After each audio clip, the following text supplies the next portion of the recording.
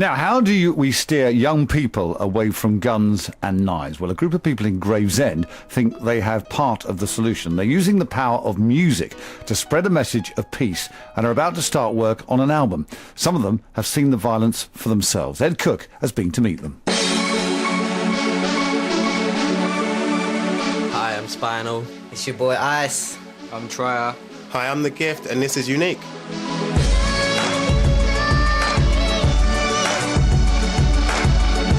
All I want to do is give a good message to the people.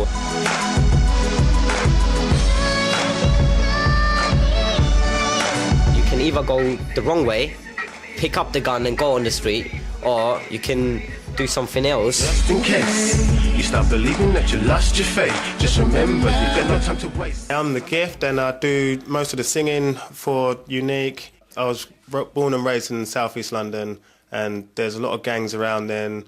And I was involved in a few gang situations myself, in which I won't go into detail, but I'll just let you know I've done a few things which I definitely wouldn't have done if I had the right frame of mind. Where are we going wrong at the moment? If we are going wrong, are we doing enough to sort of stop kids getting involved in gun and knife crime? I think there's a lot of things going wrong, because I think there's a lot of problems at home. There's lack of communication between the kids and their parents. And I think there's a lot of lack of communication between the government and parents, and also with the local authorities and the whole community. There's breakdown in communications everywhere, and we need to start definitely somewhere, and I'd say at least with the youngsters, because they're the children of the future. I just wanna be left on my own. My girl keeps asking me what's wrong with me right now. I know obviously you haven't got any money, so you've had to do what you can. What is this? Tell me what this is. You see here, if people could see this, this is probably really funny to see, but if I just explain to you, it's copper wires. Basically, Slick is our gas man, and he's basically just got a couple of copper wires together and... You've slung a pair of women's tights on the top, and that's a pop shield, so that stops interference on the mic, doesn't it? Or the popping sound on the mic, doesn't it? Basically, when you say pop, then it just comes out smooth. Clear sound, yeah? And all the hisses as well.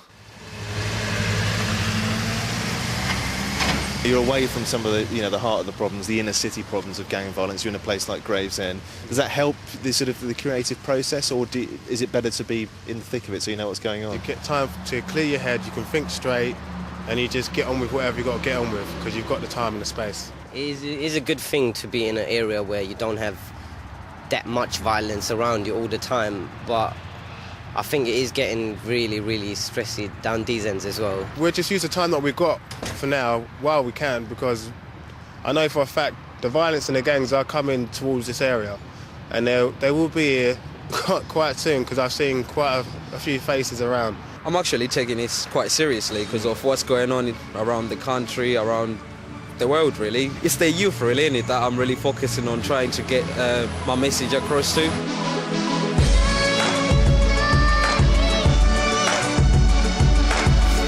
Ed Cook with that report. Now, Dan Atkins is the managing director of the charity Intensify Youth, which is supporting Unique. Dan, very good morning to you. Yeah, good morning to you guys.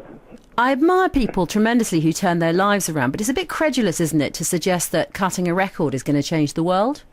Well, I think young people at the moment are going through very tumultuous times, and I believe that they do need some almost inspiration to change themselves, their lives, and almost their outlook on life, you know.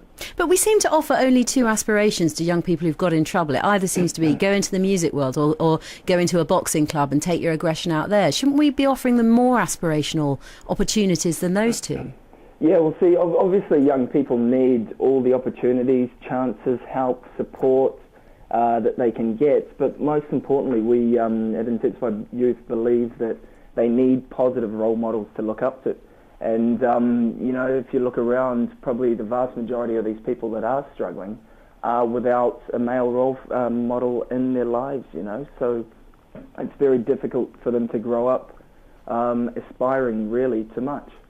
So who would you point out as some of the greatest role models that these young people, you deal with them on a daily basis? Who do you say to them, look at this person, you could be like that? Who do you think are the great role models for young people in society today? Well, see, that's the thing, if you look throughout the media, You've just got all the grime artists and all that kind of stuff. You got Jordan, who's, not the most positive role model.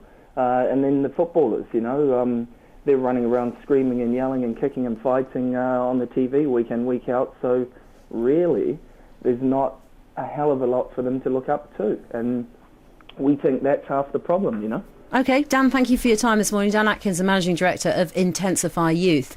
What do you think, John? I do feel that I've heard before this message that youngsters get into music, and I wonder if a record has ever really turned somebody around. I think their time is better spent, in my view, is going into schools, talking to young people and telling them, I used to carry a knife, I got in trouble, it's not worth it, this is what happens to you, there are better things to do. Then get onto the music bit, then say, like, I've got into the music business or I'm making a record. But I think that message, if it comes from their peers, it will be a stronger message, and the message is, don't carry a knife. That's, I think, would be a... Listening to